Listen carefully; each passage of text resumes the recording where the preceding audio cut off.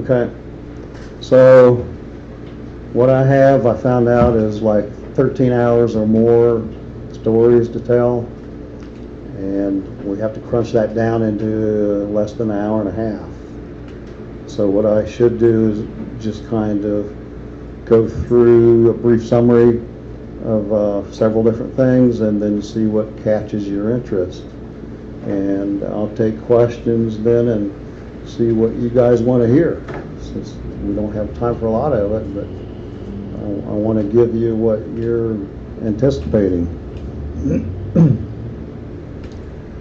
All right, so the first part, there's about 25 pages of the book that really have experiences about Mount Shasta itself, what I've experienced with myself and with other people, and those are nice effects.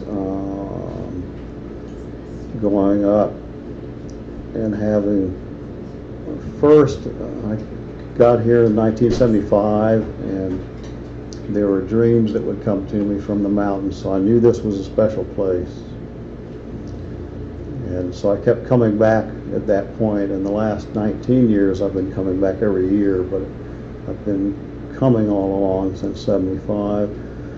It progressed from having dreams to having nudges on the mountain. Every time I came, there would be things that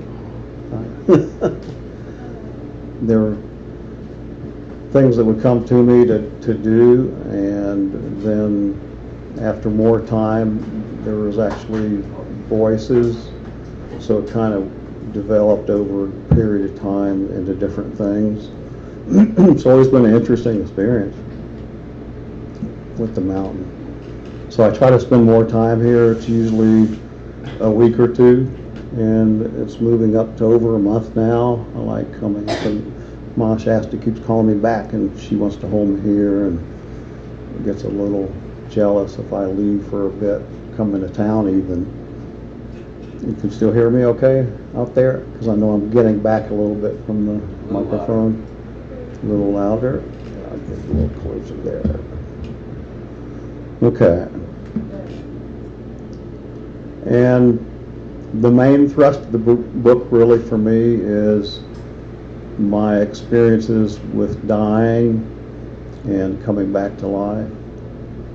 And I used to joke about it, so I guess I'm still joking if I mention this, but I felt like a heaven's reject. I'd have to come back down to earth and continue living. And I've even been to the dark, and they tried to keep me hostage there, but that didn't quite work either.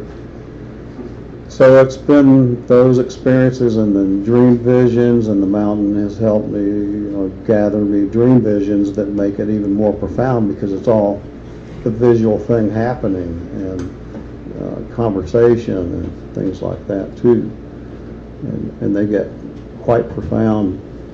I'm predicting that I'll have 7 major dream visions by the end of my life, and I'm not sure if it's 5 or 6 right now. I'm not really keeping count, but I will when I get the next one.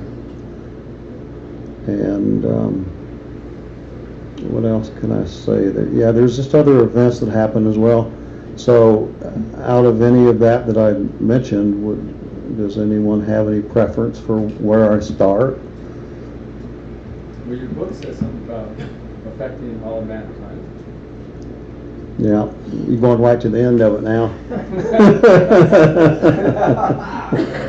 I didn't know if I wanted to do the big reveal at the beginning, but yeah, that's a very good point, though, is that I did not know that these experiences I was going through was really building up to something else, something beyond all of that. But it turns out that they pieced together, and there was, like, after the death experiences, I had dream visions that would actually help not only unlock but explain a little bit of what this was all for, because there's some experiences I had that I was wondering why me? Why isn't this even happening to me? It's still it would make sense for each thing that happened, but then there was like an ultimate goal. And I definitely know that these beings want to keep me here for that. It's kind of like Joseph Campbell had talked about the hero's journey, and I'm a little shy of saying that because I don't want to say I'm a hero, but actually what I've lived through does to myself feel that way, that I've survived these tests and got this far. And the very end of the journey, he talks about 6 or 7 steps maybe for what the hero has to go through in ancient mythology. Is the same thing that I've been through, and so that kind of confirmed it inwardly for me. And the last part is bringing a boon for mankind, a gift, and I definitely discovered that. And I can jump to the end here if you want to hear a little of that. For that reason is I had a stroke 2 years ago, first stroke ever.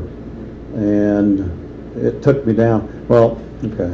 Oh, I hate to go through the whole story, but that's going to take.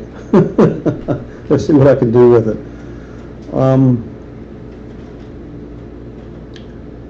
There was one night I had some voices wake me up during the night and say, "We're having a meeting at 6 a.m." And after a while, I got annoyed, saying, "Yeah, I know. Where am I going to go? I'm here in bed, 6 a.m., I'll be here, I'm trying to sleep." And so 6 a.m. came, and I had a vision of an airplane tumbling out of the sky and crashing into me. And I saw another part of the plane was going through a tunnel, and I didn't know what that meant at that time. And then the field changed to where there was a big hill with beings standing on this hill. And I discovered or realized that these beings were, a lot of them, spiritual leaders of different religions, which connects with all the earlier parts of the story, that they've all gathered here, realizing how big this event is for me and it could take me out. And so they actually directed energy and currents to try to change the course of the stroke, and I didn't know it was a stroke yet. And they succeeded at that, and they applauded themselves for being successful, but because it was still up in the air, if the higher divine power still wanted me to go out, I'd be gone right now. And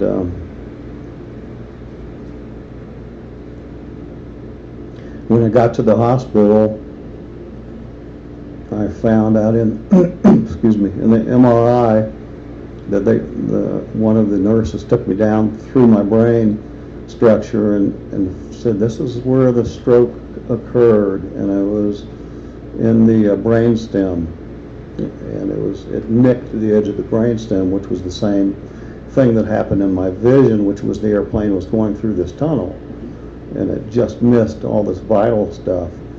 But it did take me down for a couple of weeks, and I couldn't talk, I couldn't move my arm. For me, it was the wrong arm. I thought it was always supposed to be the left arm that goes out on stroke, but mine was the right. So it had me fooled for a little bit till I realized I couldn't really get to the bathroom and I couldn't talk.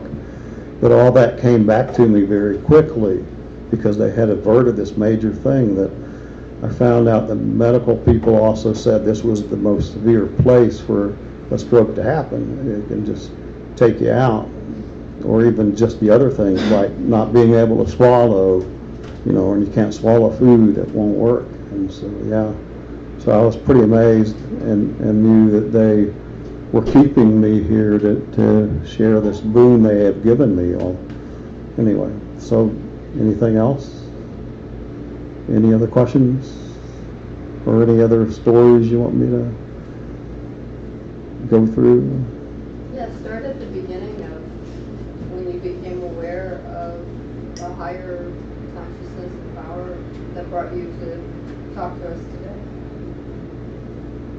Yeah, my favorite one actually is the first one, because it really seems to cover a lot of what people are looking for in it. And when I was 11 years old, I fell out of a swing set and landed on a log that was half buried, and it knocked the air out of me, and I had a death experience there. When I was 24, I was hit straight on by a car. I was on a motorcycle, and that's another story. But so different things happen that way. But at 11 I consider that a surface experience. So when I talk about this, just remember this is just kind of touching the surface of everything else. That the other few experiences I had would get deeper and deeper, and more things happen in those. But this is a great starting point. Is I found a swing set next door that the new neighbors had built, and I didn't know them very well. And I was 11 years old, and I wasn't supposed to be over there, but they were gone during one weekend. I said, oh, I wanted to try that swing set. It was homemade, and it was bigger than any that I've been on it, and I wanted to feel the excitement of that. So I got in the seat, and I swung upward and upward higher, and I was so enthusiastic I didn't realize that I'd come to the end of the rope, where it just gets slack. Gravity was taking over, and I was coming out the back way of the swing. And so I somehow missed the bar in the middle that holds the whole thing up, and came down through between the seat and the bar and landed flat on my back. And it knocked the air out of me. I tried to breathe, and I couldn't breathe in. So I said, well, let me breathe out just a little bit, and maybe I can catch my air. And I tried that, and it didn't work. I said, well, I'm resistant now. I'll hold it for a bit. But then I did it again. I said, okay, maybe there's a certain level of air that I breathe out that it will come back to me where I can breathe in. It still didn't happen. So I finally decided to just let it all go. And I breathed it all out, and still nothing happened, and that was my last choice. And at that point, I was laying just flat there, and I couldn't move. I was paralyzed, as well as the diaphragm just having jumped like that. And saw the trees were getting greener, and the leaves, the sky was getting bluer, and it was a really beautiful thing to behold. And I said, well, at least I can look at this. I can hold on to this image before I go, and may never come back. But this was a kind of a beautiful thing, a beautiful earth, being 11 years old even.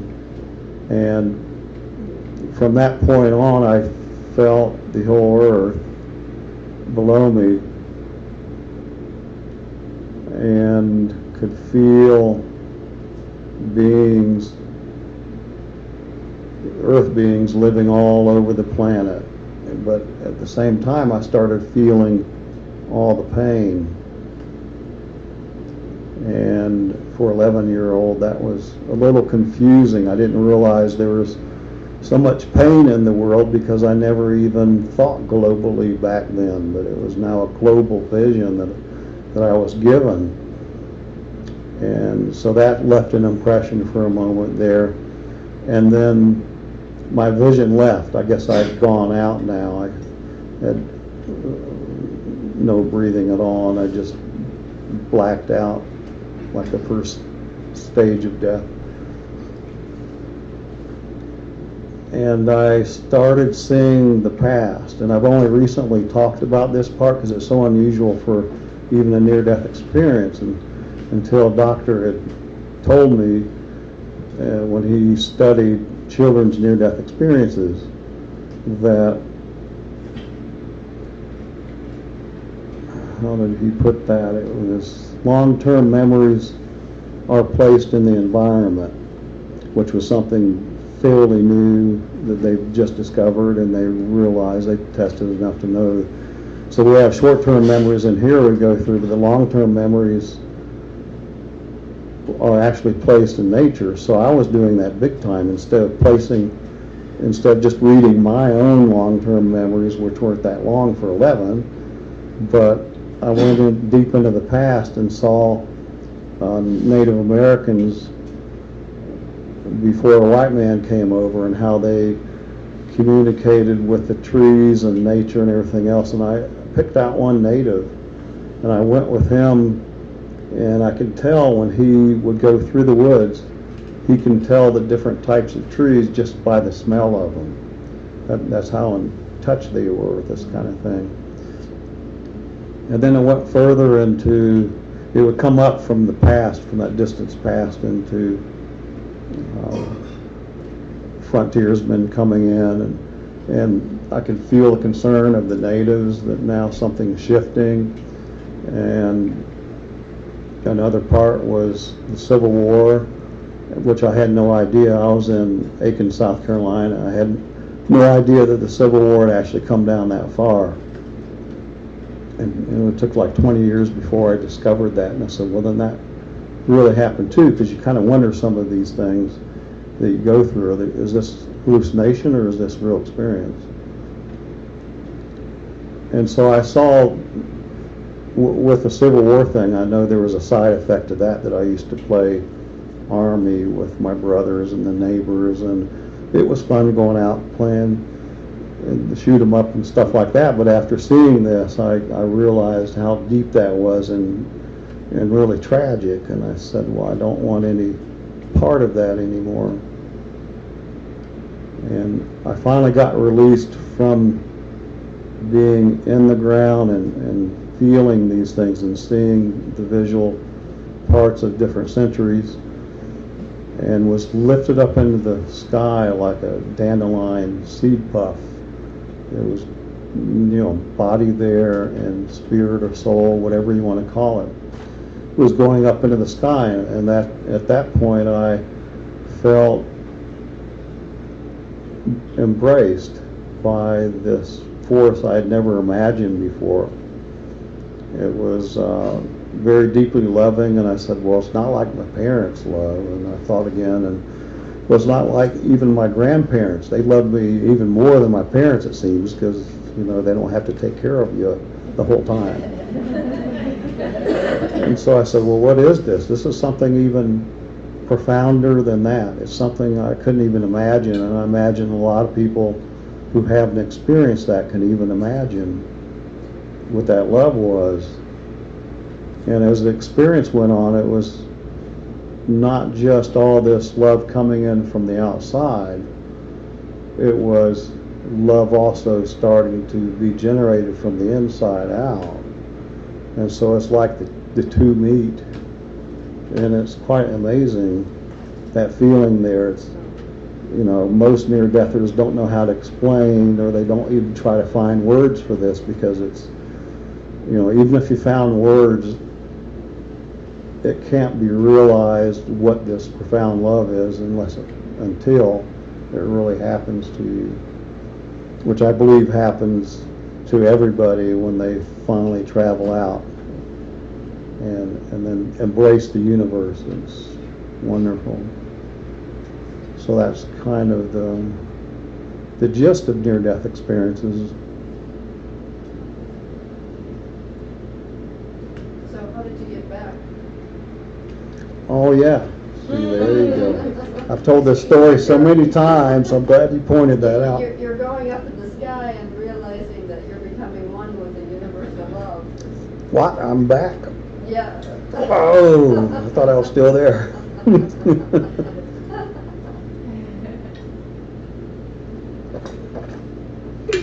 Yeah, there was a whooshing of air that I heard, and I didn't know what that was, but when the whooshing happened, I was being sent very rapidly down into my body, and I realized my body had just finally got air. And so it was that big in-breath that not only took the life essence of air back into my body, but also my being, my real self had come back in the body. And I'm just looking around saying, I'm alive. I'm alive. I can't believe it. And the bummer is, I couldn't go run off and tell my parents what just happened to me, that it was a very extraordinary experience, because I wasn't supposed to be on that swing set. So I was stuck. I had to keep it to myself for years. So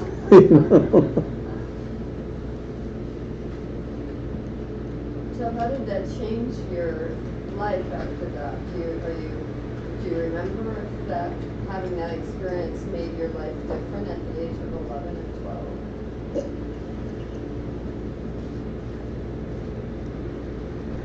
Well, there is something different about me from the very beginning.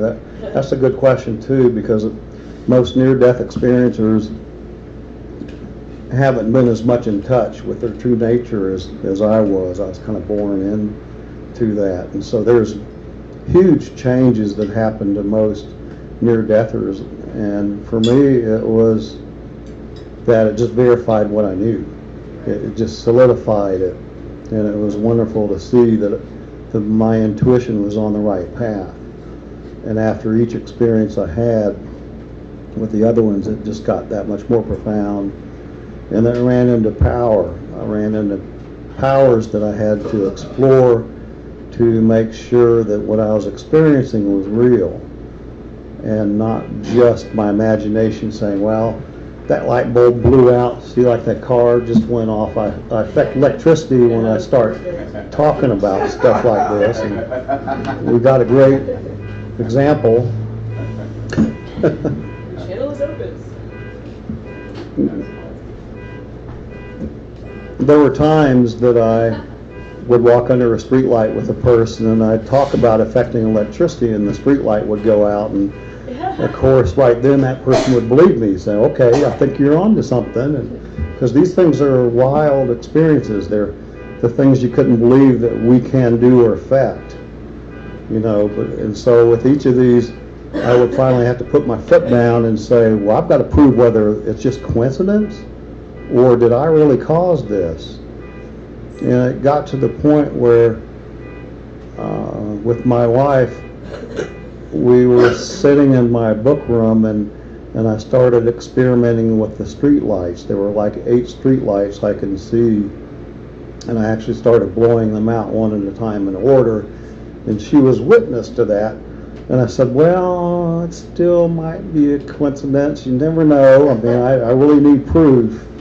And this one time that finally drew that in was I went out into the wilderness in Colorado. It was one of my favorite spots. I had a motorcycle and I went out there. And I'd get high up into the land where I can see out beyond Denver and beyond all the lights and see what looks like prehistoric settings.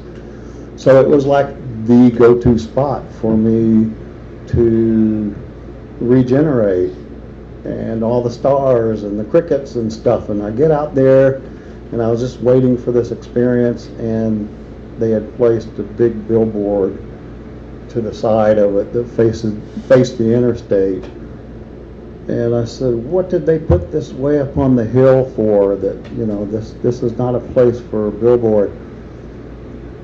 And so I marched over to the front of it to read what the heck was this message that was so important that they have to ruin a third of the night sky for me and just energetically ruin the whole thing. And I was really upset. I said, this was a stupid message. Whatever it was, I don't remember now, because what happened at that point was I knew there was at least 8 floodlights back in those days. They had real floodlights that lit up the billboards. And all 8 of them blew out at once. It just went poof, and it just got completely dark. And I said, this is what I want. It's dark. The crickets came back out, and they were throwing song back and forth to each other. I could see the stars again, and I was amazed. And at the same time, it finally proved to me that I was causing this with electricity. And so this happened with several other phenomena as well that I would have to go through and investigate it further.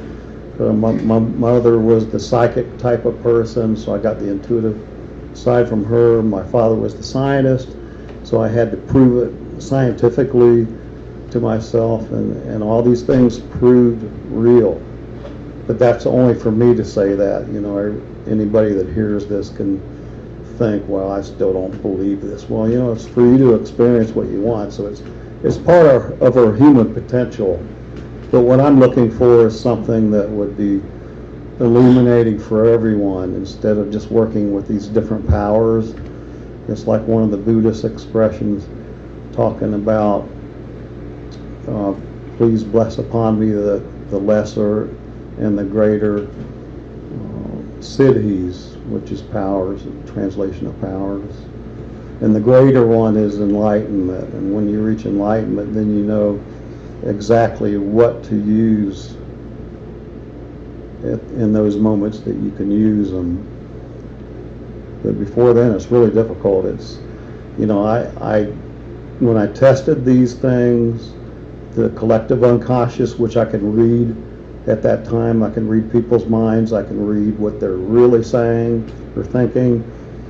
I could hear the collective consciousness of it all that was over the overseer, and I would get the warning that says, don't do this, you can get trapped. And I said, well, I've got to prove them. That's the only way it's going to keep me sane. I'll go crazy if I never really know what happens. And so it was kind of like a deal made where, can I just test it enough to know for sure this is real, and then back away from them. And it was difficulty putting those powers aside because they want to stay there. And from then on, every time I had another near-death experience, these powers would come back, and it was like, oh, I'm going through this again. You know, I've already tested them, but now I have to see if I can set them aside, because I'm looking for the ultimate, you know, which is the enlightened vision, and knowing what to do. You know, telling people the right things rather than reading into them and telling them things they may not need to know. You know, that they're not ready to hear, or it ruins their plans, that we're all kind of walking around blindly and just doing the best we can, you know. So you had a question? You kind of answered one, but I'll ask the one that's more present on my mind. When you say you would get trapped, when you said they told you that you might get trapped, what do you mean by that?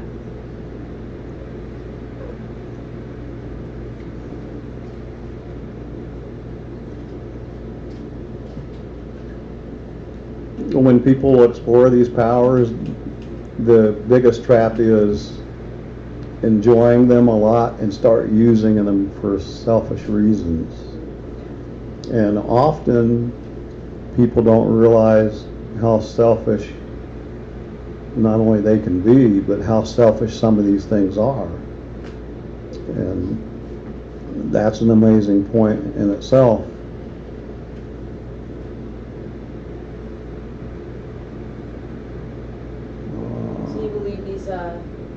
You kind of did already answer this, but you do believe that these powers started potentially when you were 11, and so you started bringing back elements of the infinite light, the oneness, the something, potentially, and then you now have this ability to potentially access a more eternal space because of the near-death experiences? I think that's why I can communicate with the mountain so well, is that we have this exchange going on. So I almost feel like it's the human heart that is interacting with the mountain that really needs to hear from the human side, and on such a level. So we have a really nice exchange, a really sweet exchange of everything.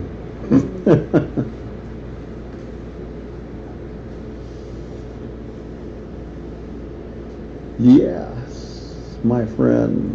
Cougar, what do you think what's the solution to overcoming temptation to utilize the powers for selfish reasons? How do you get over that? Yeah, that reminded me of something I was trying to pull out, and then I'll say that, and we'll come back to that question again, because it's the selfishness. What I discovered, part of the teaching that came out from everything, what I've started calling it is the core teaching of the elders, is what they've given me. And I jokingly refer to it as the Cougar verse. So I've created this Cougar verse that shows this picture of how I see everything as. You know, it's my version of it, and it's my experience of it. And one of the things that I discovered that's very difficult for people to really understand, because where we are operating at is that the question to really ask is, who are we? Who am I? And I got asked this a bit in these experiences, you know, who am I? So it gives you the search of who you are. Whereas what most people see, which is good too, is, what do I want? You know, even world peace, do I want world peace? Yes, let's go for world peace. That's still a want. That's still down in the bottom half.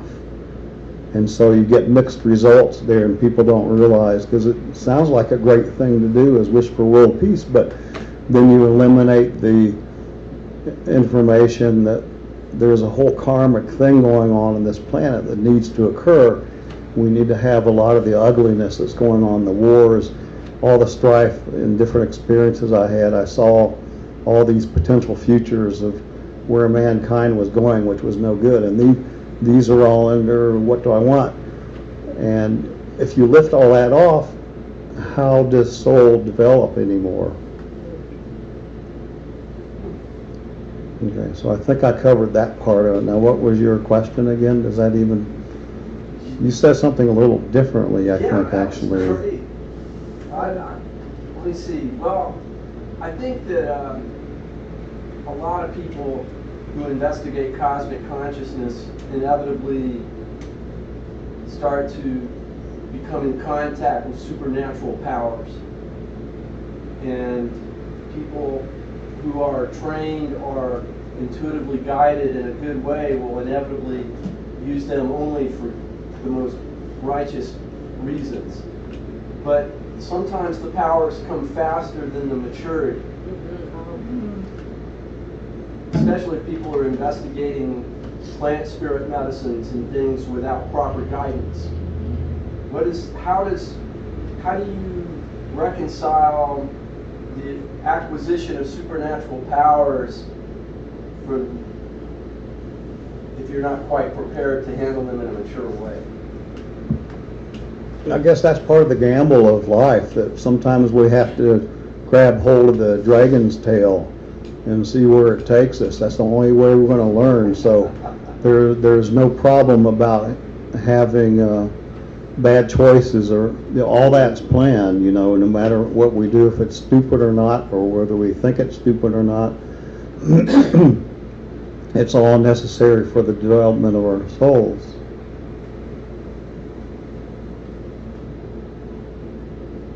Is there anything else in there that... I know I had another sentence or two waiting to come out, but it's not.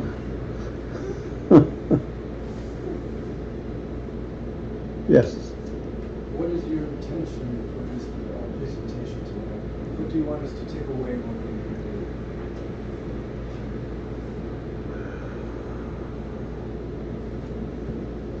leave? There's more than one thing, I think, and I haven't tried to explain that much, except one thing for sure is that we have wonderful human potential, and a lot of people don't realize that, especially in this country, that there's a lot of growth that we can go through.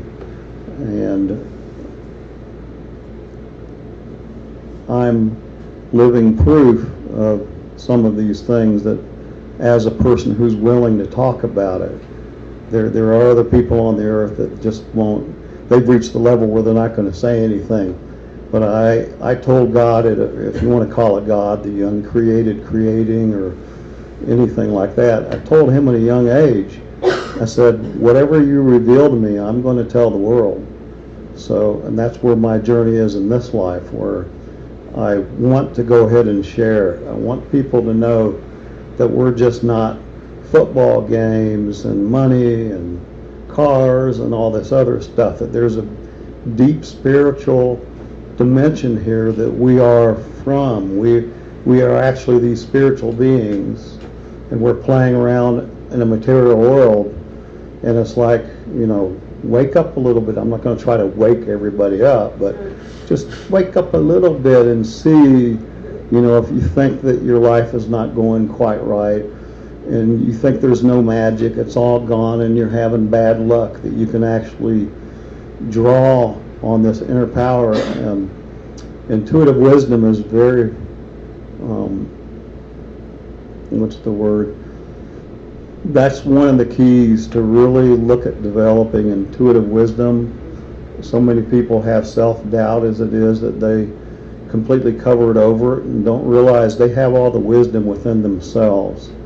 It's not me with the wisdom, I'm just reaching into your inner wisdoms, your intuitive wisdoms.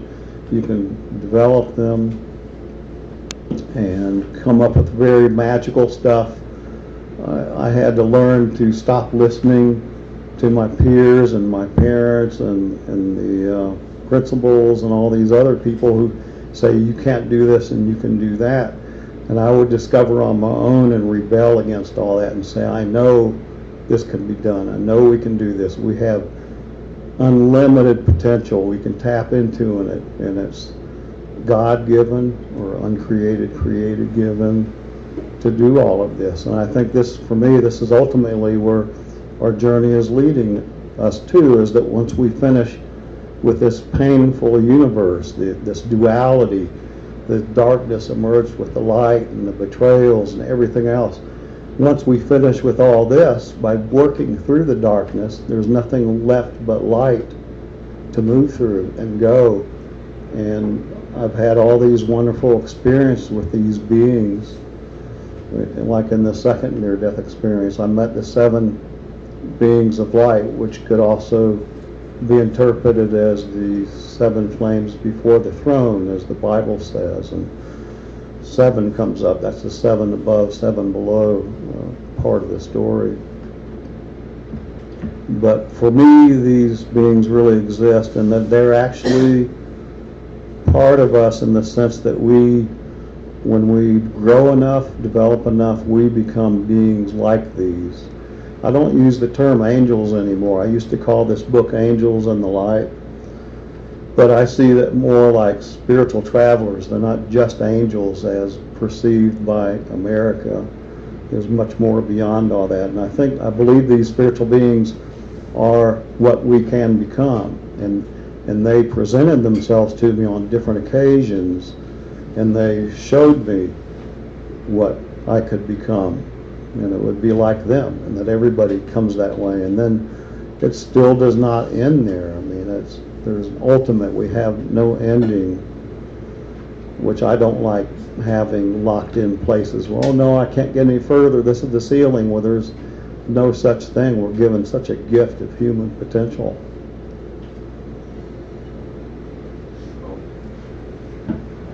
What are the 7 below about? Uh-oh. That's a serious question.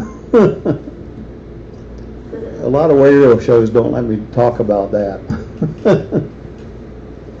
The 7 below, ultimately what I discovered with the 7 is there were actually 2 beings. Should I tell a little bit about before getting there? What time do we have? 8:15, I think. Plenty of time. Okay. I shouldn't try to rush.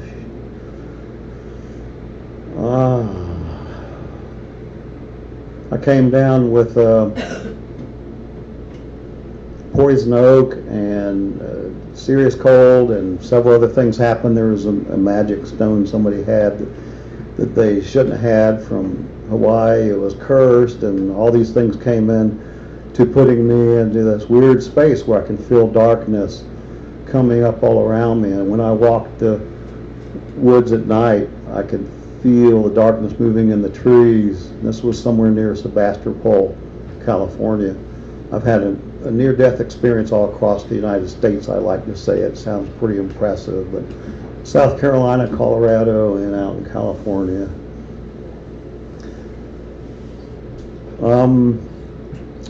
I knew something big was going to happen one night. I kept chasing this darkness out of a person's house I was staying in.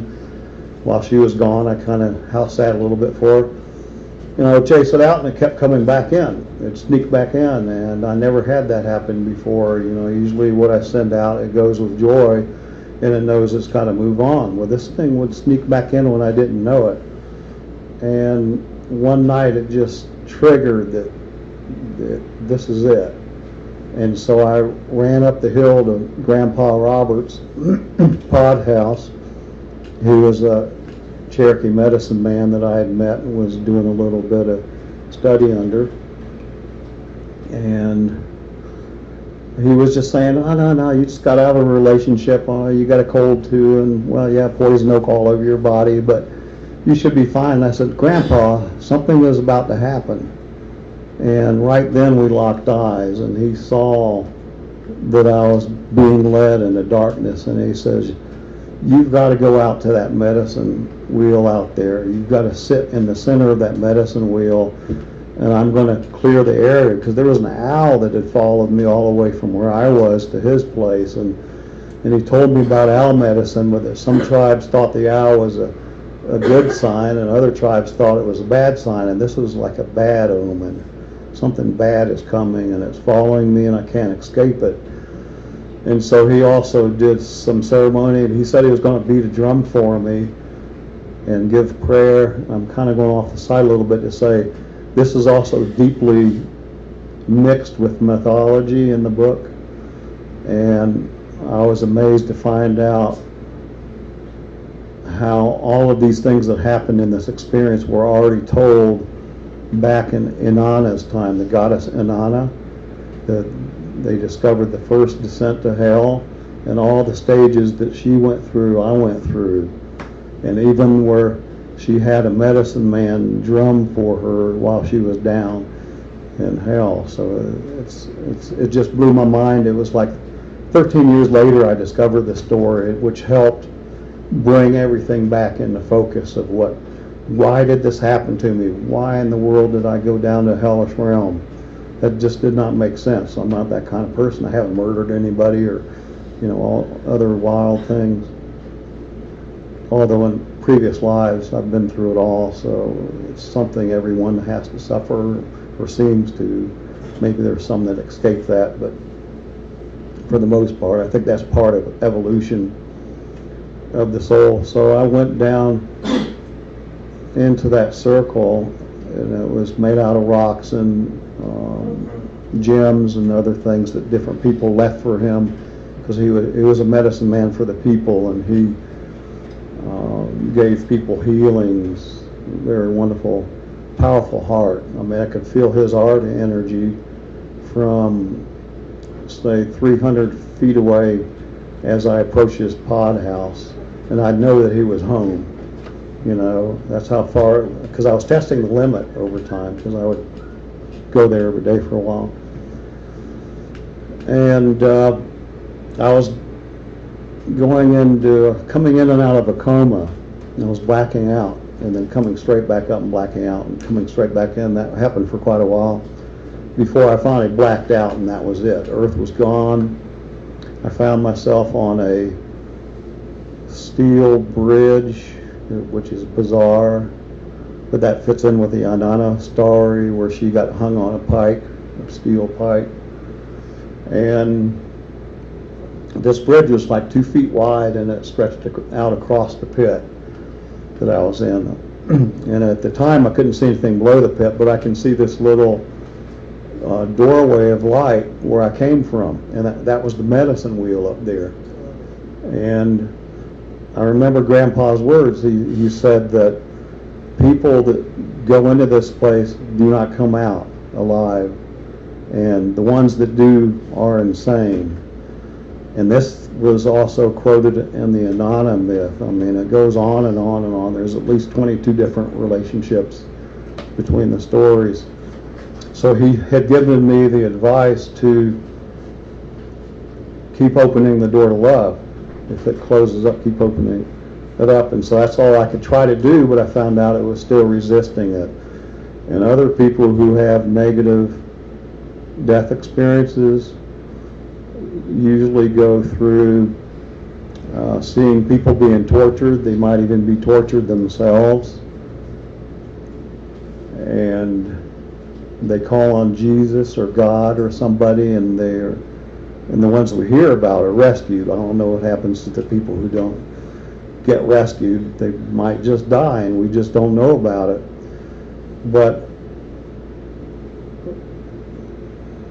they go into the other space, usually a heavenly space, and then a lot of them become ministers, and there's several books out there of different people who had these death experiences that way. Mine was totally different, and I haven't heard another story like this.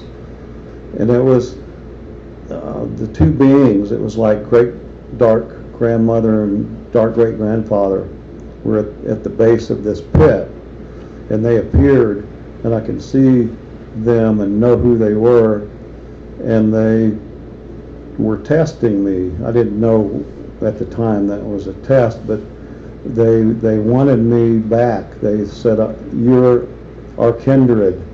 You know, everybody is.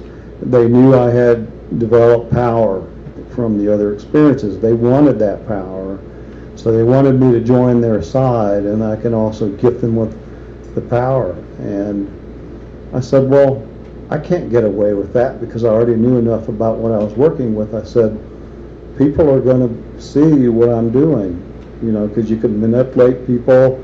The hypnotists are wrong, you know, that you can do things against people's will, and that's a scary thing to realize.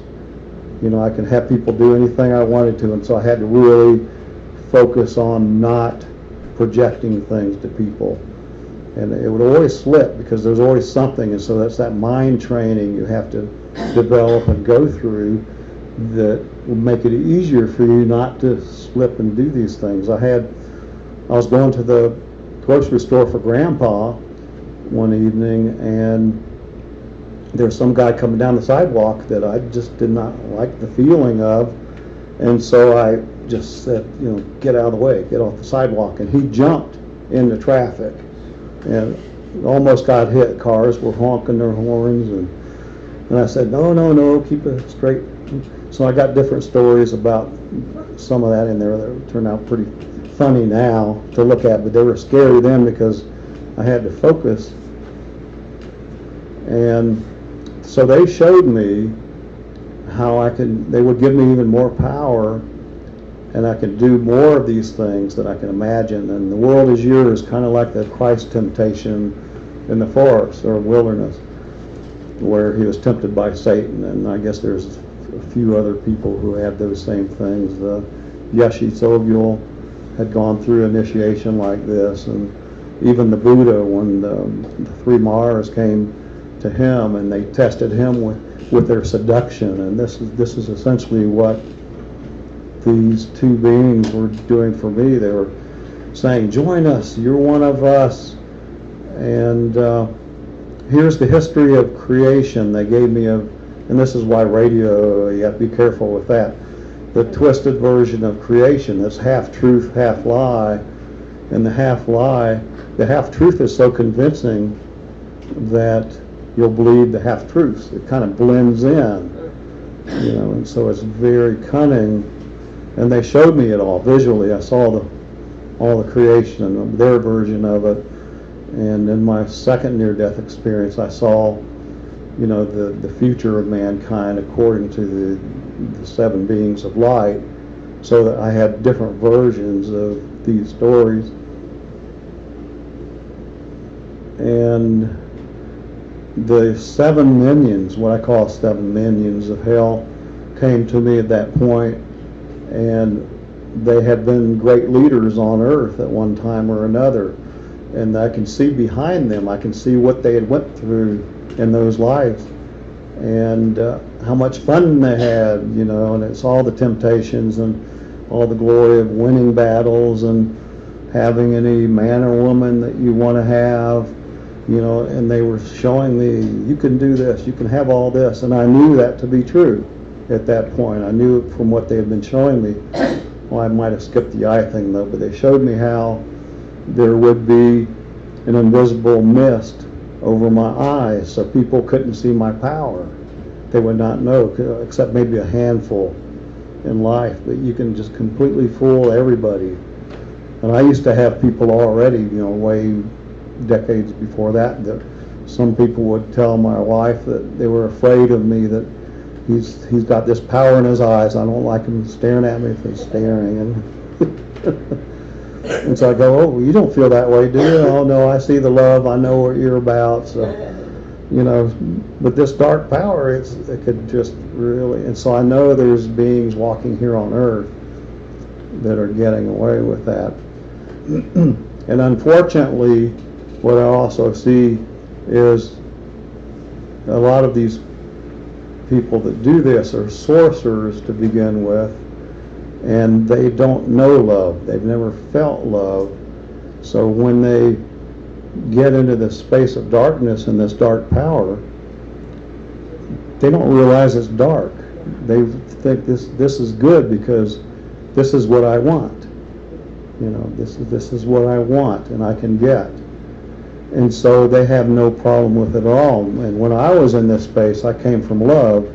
I knew my soul was immortal and eternal, but I lost that down there. I lost my immortality, and there was not a drop of love down there. There was nothing. It was so cold. I thought hell was supposed to be fire, and this was so cold. And then in Tibetan stories, then I find out they consider 18 different levels of hell itself, and so you're hot from cold and other strange things that go on. So that was part of I had to listen to the story. I could not divert my eyes. They held me in the spell. They stripped me naked, thing at a time, like Inanna when she went down through the 7 gates. So there's another 7 there, but these 7 minions are here trying to tempt me. And the curious thing was I found that if I moved towards those temptations that they were showing me, that it was feeling good. They would draw me in more, but then I knew I don't want to go there. Every time I would back up a little bit, I'd feel nauseous. And it was like, well, I can't win. It's like a normal person would just join them. That's the place to go. You can't resist this unholy power. And they told me, they saw the resistance, and I said, thank you for your story, but no thanks. And I had to keep repeating that. They kept throwing all this stuff at me endlessly. This seemed to be hours of torture. And when is he going to break? When is he going to give in? They weren't saying that, but I knew later that that's what they were trying to do, is just test me fully that way and gather me in. How did you get out of it? I had to grab the dragon by the tail, which is something completely against human nature sometimes. And this was, they said, well, when they saw the resistance, they would say, join us or die. And I thought about it for a bit, and then they'd say it again, join us or die.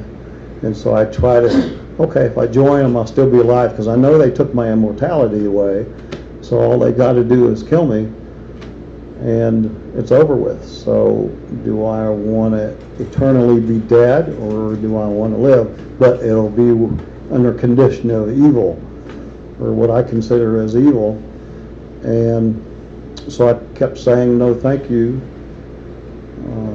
Thanks for the story. I'd give some respect because they had so much power. Thank you for the story, but no thanks. And they said, this will be your immortal soul that will die. And so I grabbed the tail of the dragon and I said, I'd rather be completely, totally gone than join you in your quest. And they focused their eyes on me, and they shot this energy out, and I completely blanked out. I was gone.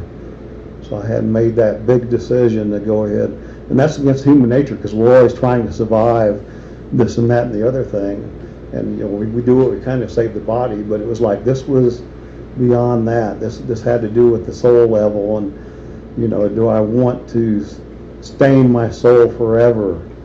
And so somewhere after that I woke up. I didn't realize I was going to be alive, but I came back and found out later in Anna's story it was the same thing. They gazed the gaze of death upon her, and she actually died, and that freaked me out when I reached that part of the story, because she was supposed to be immortal. How could she die? She was going to come out like the other heroes, but they had killed her and hung her on a pike.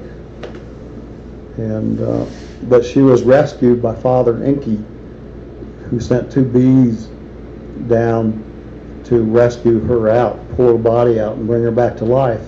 And when I came out of this pit and I was in the medicine wheel, it was daylight then, and I wanted to run from there as hard as I could, and these 2 bees came up and got right there in my face, where if I looked at one, the other one disappears, that blank spot in your eyes. So I was trying to look back and forth, make sure one of them or the other wasn't going to attack me. And then I realized they weren't there to hurt me, they were there to help me, and I didn't know they were the bees of Enki yet, but they wouldn't let me leave until I actually gave thanks to the medicine wheel, the sacred ground, that I had this test I had to go through. And so I did that as quickly as I could. And the bees left. They let me alone. They let me go through the gates and get back out. And it was, they still threw power on me then, just the same as Anana.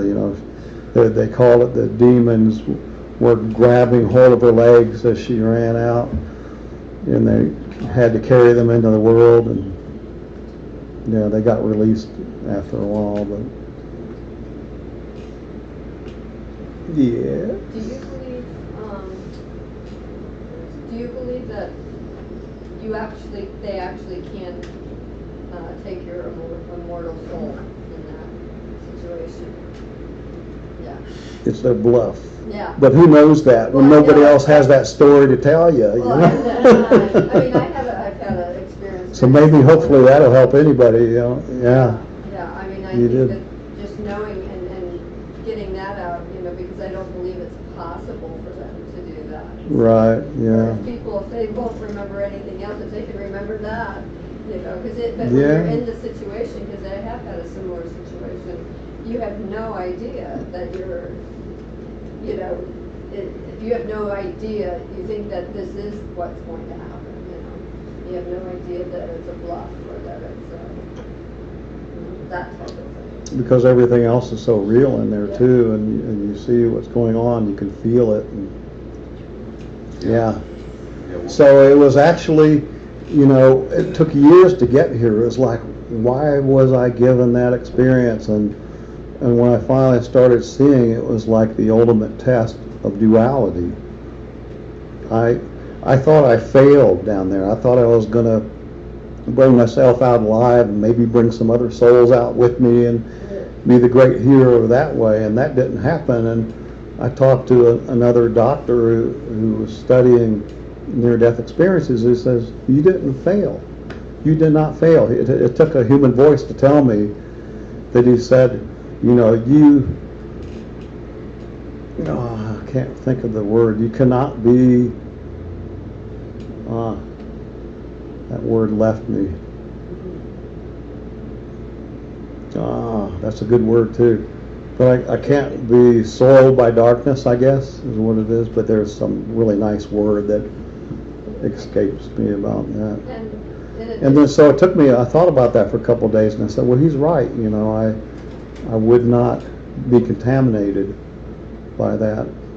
And you may be actually right in what you were thinking, that you are taking people out with you. It may not have been in that moment by telling the story. Yeah, but now, hopefully, if it's needed. Many people may be pulled out and safe that way. Yeah. So you're thoughts, I think, are also correct.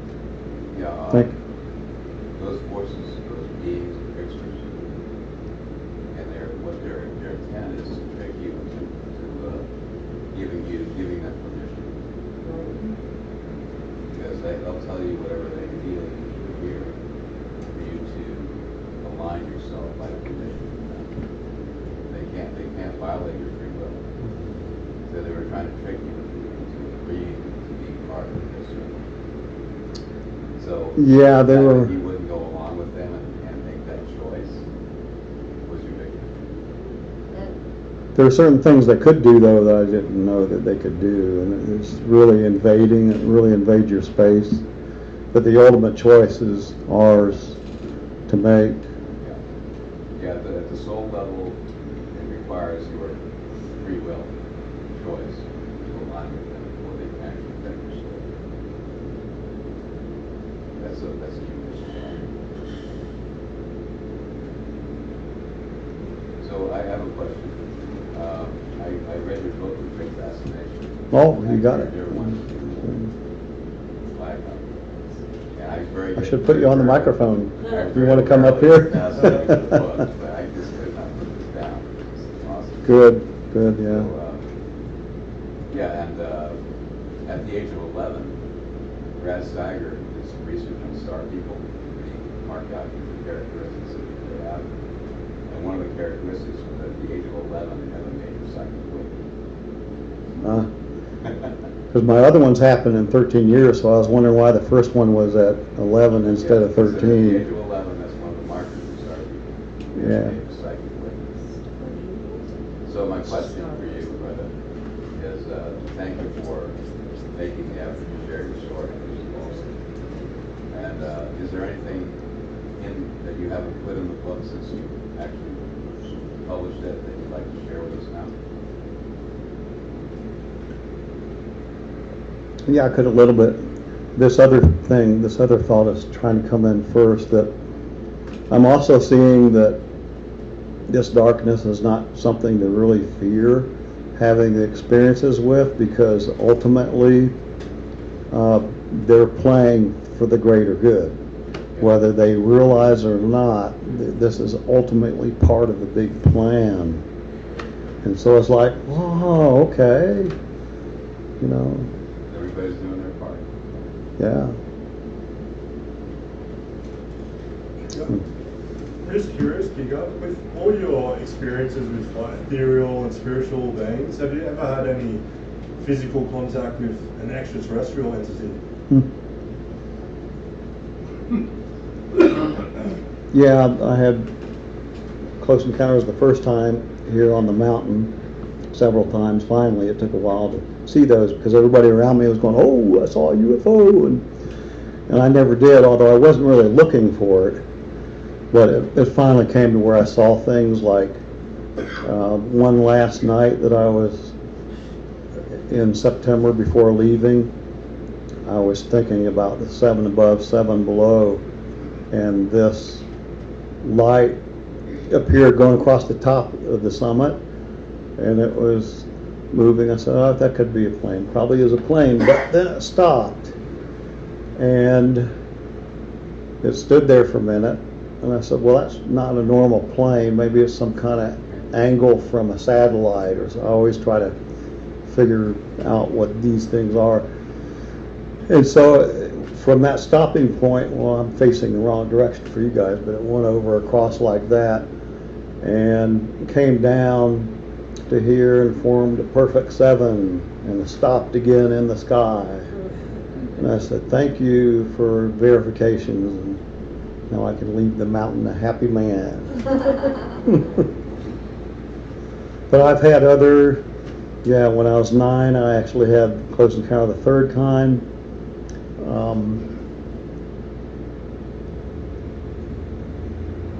I was being chased by a flying saucer in daylight. Only 9, but I was out away from my neighborhood, out further, because there was supposed to be an old, I'd heard about it, an old barn that was being used to store pinball machines And I was fascinated with those balls, and I said, maybe I'll find some balls in there because they're nice and heavy and shiny and all this. And so I had gone back at a special time that I knew I could do this and explore the barn. And this flying saucer came down just as I was close to it and threw down a light at me. And this was before Star Trek, so I had no idea about tractor beams yet. But once I did, I went, oh, this was not a dream. And so they were trying to hit me with the tractor beam and stop me from going inside the barn. But I found a way under the small awning that was there, that they had made a door there. And I got in through the door and went, phew, you know, I'm safe. They're not going to pull me up to the ship. And so I said, I can feel them coming. Where am I going to hide? There's all these pinball machines and no other space to hide. I can't hide under a pinball machine. I'm going to find it. So I ran to the far end, and there was another door that led to like a little office place. And I said, this would be perfect. So I go racing to the door, I turn the doorknob, I open it up, and there's a being right there in front of me, waiting by the door, and going, welcome, you know. He looked very human except for the eyes being a little bit larger than normal, and he had this gaze that I can't be hypnotized, but these guys knew what they were doing, and they had the power to do whatever they wanted to my mind. But so I started backing up, and they knew exactly who I was and what I would do. And there was a guy behind the door that slammed it shut behind me, and I go, no, now I'm in here with two beings. And the one looked at me and he says, do not worry. And he's telepathically speaking to me. It's a very distinct voice. And he says, don't worry, you're one of us, kind of like the hellish creature said, but this is way even before them. But we are your family because you came from the Pleiades before coming to Earth and going through life cycles here. And we wanted to come in and check up on you to see how you're doing, how you're interacting with the energies, which they knew would be difficult. And I'm a very sensitive person, so you know, all these bombardments, and so they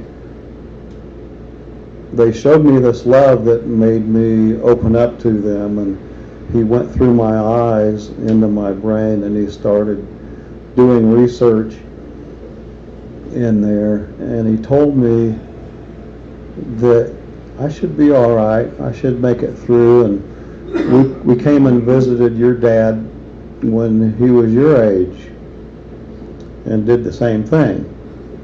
And my dad is a little strange for a scientist, but so I remembered that. But I don't remember getting home because of that thing he did with my eyes. So I always thought of it as a dream, but there are things, I've had other experiences with aliens since then that have proven that was not a dream. That was only the beginning of other contact that I would get.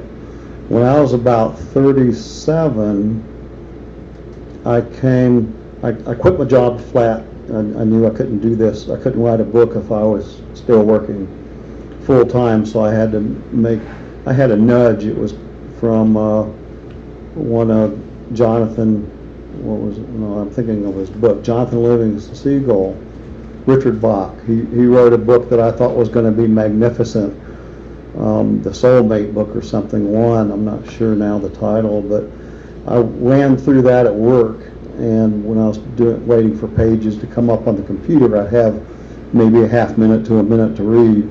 So I got through the whole book on that shift, or third shift, over a period of time. And it was like the last 25 pages were the only important pages to me. And I said, this is where he gets magical with the soulmate. This is all the magic here. Why did he spend 350 pages to get to the last 25? I can do better than that. And I was saying that through the whole book. So when I got to the end of the book, this voice came into me and says, well, if you can do better than that, do it. And so I had to make a tough decision to leave the wonderful Boulder, Colorado, to go back down to Georgia to write this book. My parents gave me permission to stay over to do this. They supported me during this time. And so I had the luxury of spending as many hours as I needed a day. Well, this one day, and yeah, say again, I was 37 or so, so it took this long. He always made fun of UFO stories that came on TV, and my mom happened to be watching one. She's the psychic one. And I came through it on a break from my book, and I said, oh, looks like new information, so I started watching too. And of course, my dad never sits down. He's always walking around the house and stuff. And so he's walking through the living room, and he's giving this little chuckle, you know, and we know that chuckle. And so this time I just said, well, what's wrong, Dad? You know, why does this bother you? And he says, oh, this is just hocus pocus stuff. It's stuff that comes from our genetic ancestry, maybe, you know, these visions of thinking there's UFO contacts and stuff like that. And so I just kept... The Carl Jung philosophy. Yeah, and the collective unconscious and things like that. And so I just pushed him. This is the first time I've ever pushed him more, because he doesn't like to hear this nonsense. And I said, well, how do you really know this? I mean, you're using theory, but how do you know they don't exist? And he says, well, when I was a boy of about 9, I was on a farm in Pennsylvania with my brother, and we were working the farm a little bit outside, and we got tired and decided to take a nap out in the field. Well, a flying saucer came down and landed in the field and pulled us under the craft, and they took us up and they showed us around the town, and I recognized all these buildings and stuff from a different point of view and everything. And I said, well, then why do you resist this so much? He says, well, because when I came back in the body and woke up, I asked my brother Orrin if he experienced anything strange during, and he says, no, I didn't have any. So he said, so it's got to have been just a dream of mine, because we had both gone up in the craft and he doesn't remember any of it. So, and I just got blown away. I said, you know, those aliens, I didn't tell him this, but I think those aliens came to me when I was 9 and told me they visited him at that age. And I said, wow. And I went outside. I didn't finish the program, I think, and wandered outside. It was still daylight, and a silvery craft slowly went by, kind of waving at me as it went by. See, we told you.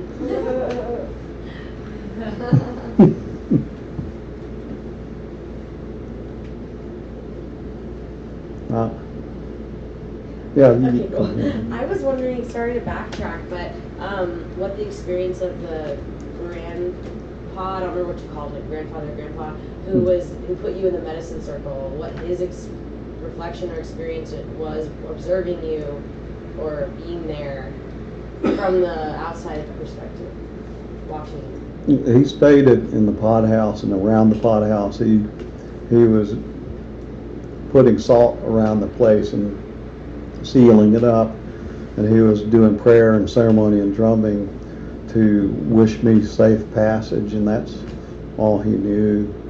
But I came back and I told him, I said, I can't stay here now. I had to go away for 3 days and before I could come back and tell him my story, and I said, I don't know what to do with this darkness. It's back on me real bad now, and I was making people do things that was dangerous for them to do, like the guy jumping out into the street. And he says, well, you need to go to Mount Shasta and get cleansed up there. So I took his advice. I came up, and that was the year I summited the peak. And when I got up to the very summit near the end of the day, I held my arms out, and a shaft of golden light came up through me and just made everything glow. And then it turned into a purple plume and shot up through my body, and I just felt the release then. I felt purified, that the darkness was gone. And so ever since then, I've been able to occasionally look at the summit and see a purple plume go up. I haven't seen that before that experience, but I understand that. But that wasn't the only one. There were some experiences that happened on the way to Mount Shasta. Usually I would spend the night near a lake or something, and there were more angelic beings that would come to me in my dreams, and they'd soothe me from this horrible experience. And I would get 100 dreams in one night. I mean, it was very active stuff, and it just kind of helped me until the summit experience happened.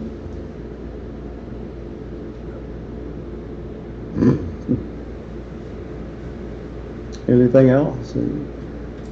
What do you think of Telos and the city on the Shasta?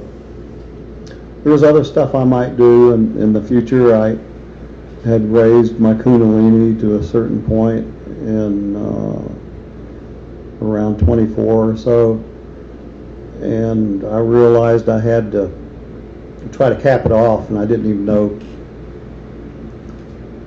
I've been doing some Kundalini yoga, and it helped bring that on, but it came up as liquid steel, and I knew it was serious.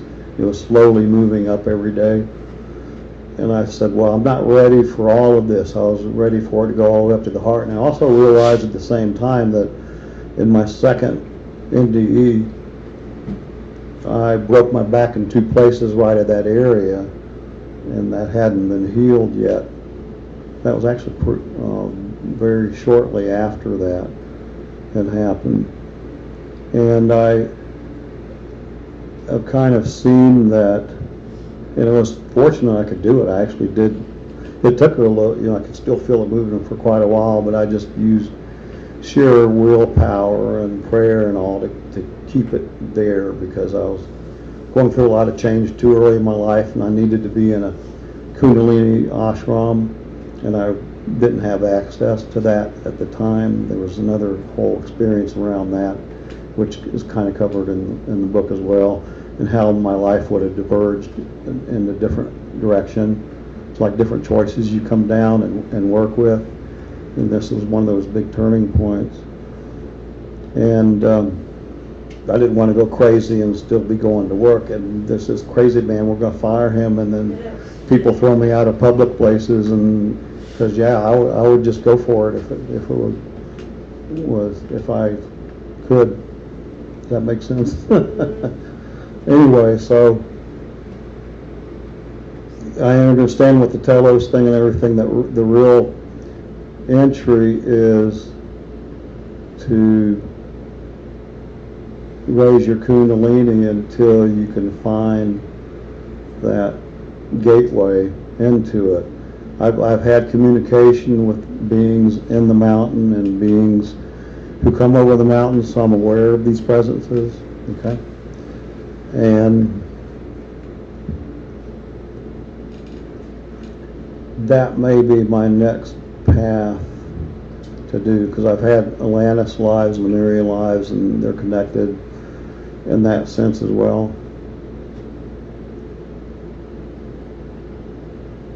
I'm missing something else that's not coming through. Okay. There's a sacred place on the mountain that very few people have discovered, that I've been doing things with. I just don't have the Kundalini all the way up to complete the whole thing. But I did have one of my first or second experiences on the mountain. Coming to the mountain, is they gave me a dream that my sleeping bag just opened up underneath me, and I fell through the earth, and I was grabbing a hold of the rocks in the soil, and it was totally real. They were pulling me down into the mountain already. This is one of your homes. And I had scrambled because it alarmed me, and I was fully awake. And I just scrambled back up through there and got up in my sleeping bag and popped back out said, what the heck had happened? And I hadn't heard the legends yet. You know, I went down to town and picked up the stories that they were circulating back then about going down into the mountain and stuff that I guess had been going on since the 1800s at least, that I saw documented about people going into the mountain. What do we got? Do we want to do what you asked, Starwalker? You had a question there at the end I only partially touched, or does anybody else have something very I was just wondering whether you had pending? anything more to add that you know, we put in the book. Yeah, I had something there when you first asked it.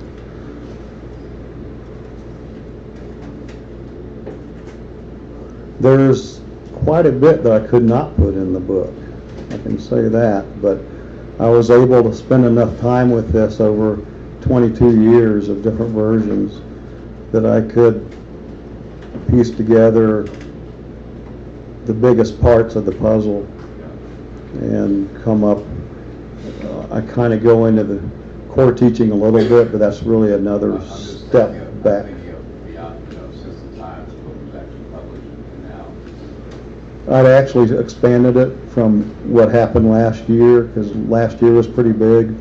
I used to tell stories to people on the mountains in previous years, and words take so much time up, and we can spend hours on the mountain, which everybody enjoyed, but you know, I came out last year saying, well, this just takes too much time. What can I do to make this happen quicker? And so I kept asking the mountain this, and it started nudging me and guiding me, and it started having me do energy work, the eye gazing with people, and then so I would do each thing it asked, because if I didn't, it would stop.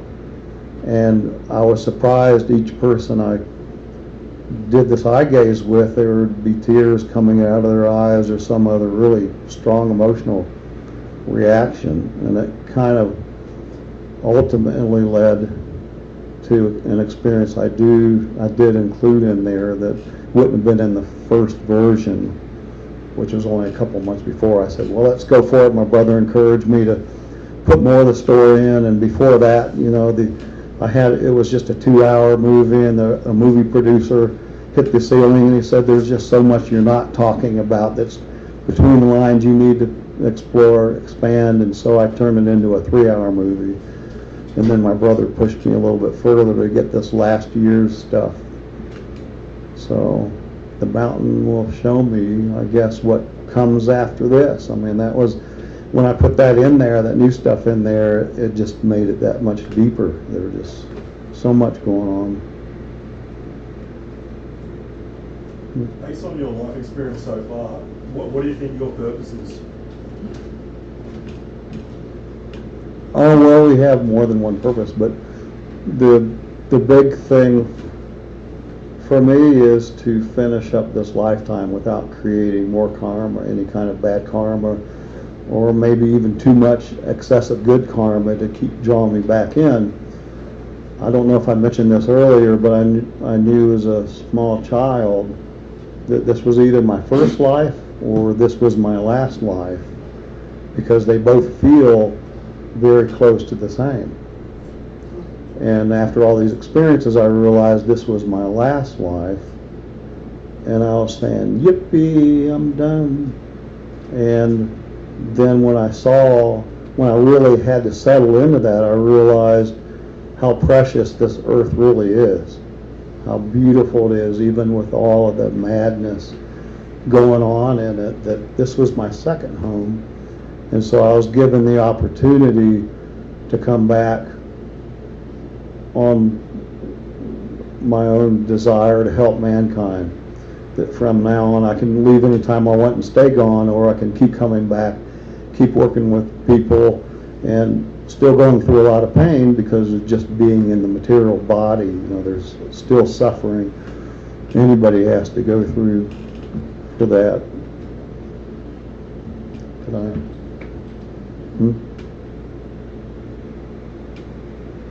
Did you have one? Yeah, I think you may have answered it already, but is this the book that you went to your parents' house at 37 to write? The Angels and Was it, okay. in the Light is that one. That was when I first really trying to develop, and yeah, the experiences hadn't for sure finished by then. I didn't realize that, but I had to get it out. Because a lot of people were asking about the angelic help, and in my second experience with the 7 beings of light, I was thrown back to Earth. After everything they showed me and gave me, they threw me back to Earth. And that was a disappointment. I said, what am I doing back here for? And they said, don't worry, we'll keep coming and visiting you, you know, in your dreams, outside of your dreams. They woke me up and they would take me places and still do things with me. So that was kind of our bargain. Because I finished, you know, I was like 24 and got sent up there. And I said, good, I finished early. I thought I was going to leave the Earth about 37 or so. And so what a disappointment at the end of everything they showed me, because like, I made it early. I don't know what I did, but I'm early. And no. Oh, and the worst part is, at the very end, they showed me who I was going to be at the end of my life and how old I really looked from that age. You know, it was like, no way, you're not going to make me suffer on Earth that long, are you? And, you know, but now it's more of a joy than I freaked out back then. But all right. Is this the version of the book with the last year's experience, or is that off the paper? Yeah, this is all it, and I figured, well, if they run out, I've got the other version as well. But these are all the excellent versions of it. And then there's a first book there. That's a very deep philosophical one that I thought I understood all of truth back then, and I put everything down there I can think of and gather and, you know, have a collective thing with. And there was a lot of magic in that one as well that was going on. I knew that I had an urge to record all these special experiences that were mostly unusual. So that one's there too.